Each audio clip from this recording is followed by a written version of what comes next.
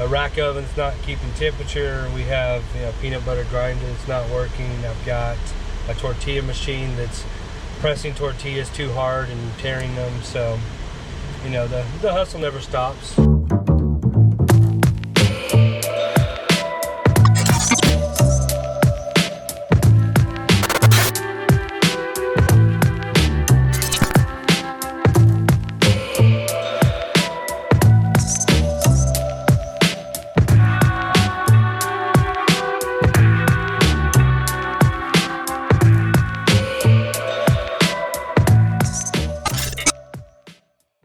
My name is Dillan Taylor. I am a food equipment service technician.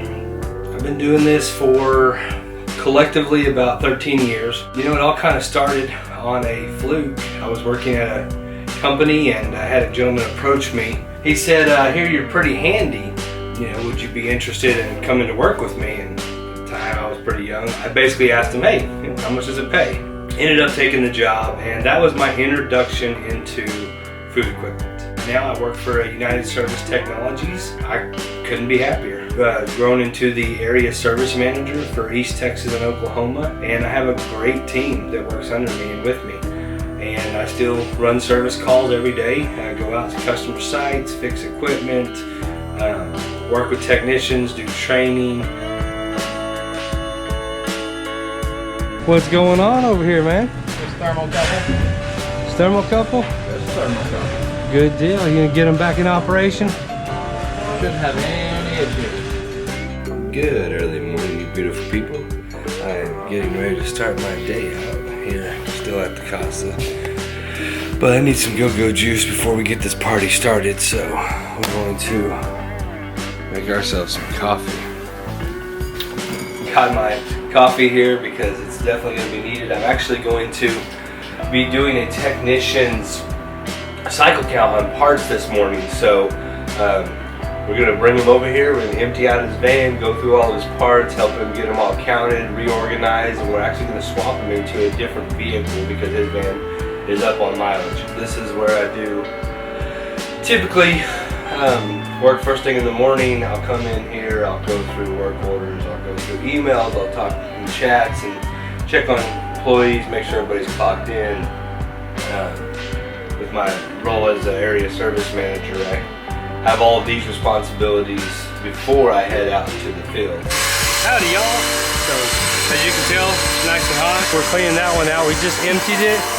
We counted all the inventory, and now all the inventory is nice and neat. It's all binned and labeled. The technician can find his parts easily, get to his tools easily. This technician's all fixed up and ready to go, so ready to hit the road again. Technology has really benefited the technician in the field. And when I started, it was all paper and pen. You had the internet, but you couldn't find anything on the internet. Your best resource was the guys who you worked with who were, 30, 40 years your senior, and they had learned all this stuff. They had learned it through the hard way. They had figured it out. That was your resource at the time. So that tribal knowledge was super important to the industry. Technology has really just taken that and turned it to where you literally have not only the tribal knowledge in a digital form, but you have so many platforms available for assistance and help. And as well as, whether your company has internal technology they're using for tech support or you're using external resources. I would be pretty lost without my phone, frankly. I use it throughout the entire service call, whether it's taking pictures, recording serial numbers, models, writing service tickets, getting digital signatures, video chatting with a technician, or some manufacturers are even offering a video chat as their resource for tech support. So I've literally had my phone and been able to hold it up to a machine and have a service manufacturer, be able to look through my eyes. I've been able to expedite my own knowledge through technology and through digital media. It's a long day, probably about a 13-hour day today, but you know, the job's got to get done. Hello, how are you doing today?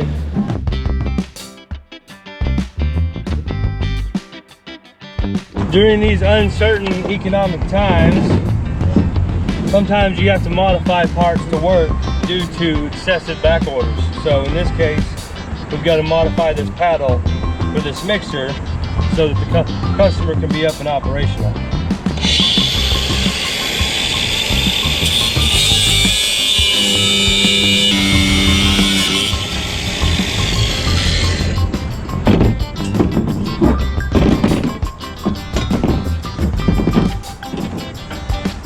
Still got some shaping to do, but now we'll be able to mount this onto the shaft and the customer will be able to have a working operating unit. In this industry, you do find yourself working solo a lot of the time, but even though you're working solo, you're not usually by yourself. There's employees at the restaurants you're at and the businesses you're at.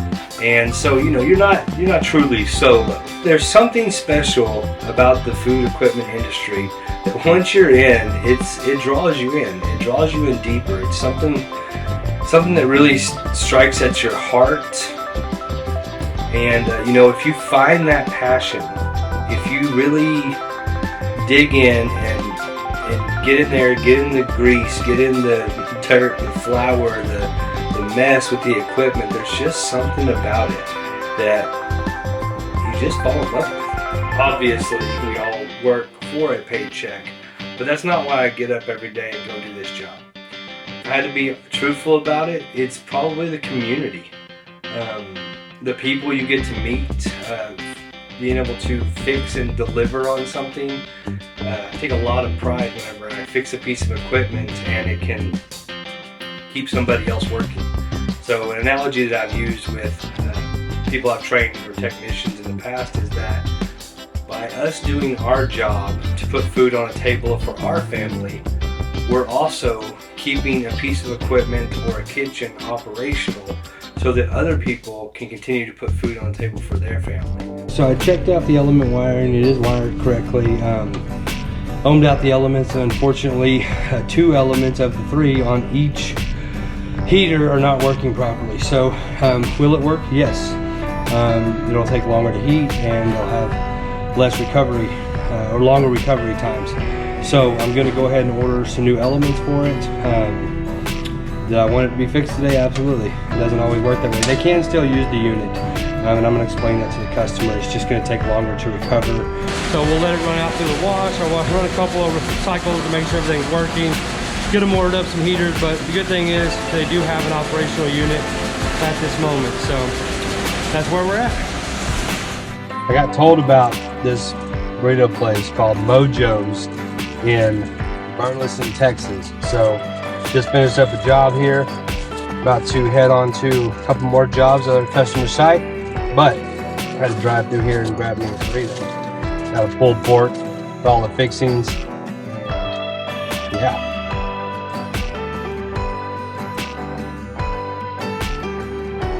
Oh yeah. Yep. Good. As a area manager and technician, I do eat on the road a lot. I go through phases. Sometimes I pack a lunch, sometimes I don't. It kind of just depends on what's going on in my life at the time. So at this current time, I've been trying out little restaurants here and there and some hole-in-the-wall kind of places that are, have the best food. It's not always the healthiest to eat out unless you pick healthy choices, but when we have so many great options around here, it's kind of hard to do that. Guess what time it is? It's tool time. I'll show you guys a little overview of my service truck and what all we've got going on around here. So I told you I was working on a hot case today. Customers down, so I'm here. I've got the ceramic upper element. It's cracked in half and hanging down. Change that out. Those go up at the top of the case there. and change out the temperature dial, and we got a shorted element here. But to get to the elements, you have to tear off the entire back, the shelves, the support for the doors, the cover, all that tore off. And now putting my new element in here, get it all put in, put all those screws and hardware back in here, and they should be good to go. We got the hot case all put back together here. Everything's heating up. Just giving the time to get up to temperature, make sure everything's working right. Have the tools all cleaned up and put away. So, cut my grill. But yeah. It has been such a pleasure doing this video series. I hope that you gain knowledge and wisdom and insight into what a day-to-day life is for service technician, service manager, just regular average guy living the life. So God bless you. Have fun. Love you guys. Talk to you later.